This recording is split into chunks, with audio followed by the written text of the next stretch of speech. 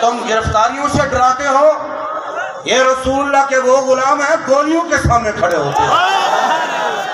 तुम मत समझना अपनी बदमाशियों से इन हुजूर के गुलामों को रोक लोगे, ये कभी रुकने वाले नहीं है। कोई केक काट करके मिलाद मना रहा है, कोई बिरयानियां तकसीम करके मिलाद मना रहा है। करोड़ों सलाम हूं ऐ लोगों आप पर, ऐ हुजूर के गुलामों आप पर।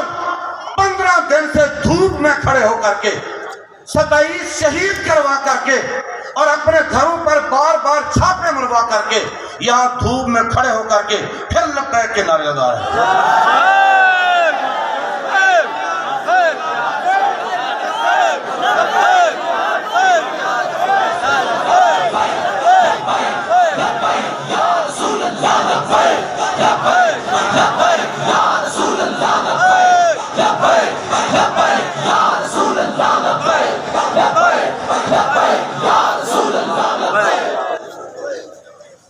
बहुत सारे लोग, बहुत सारे उलमा आज अपना अपना हक अदा कर रहे हैं।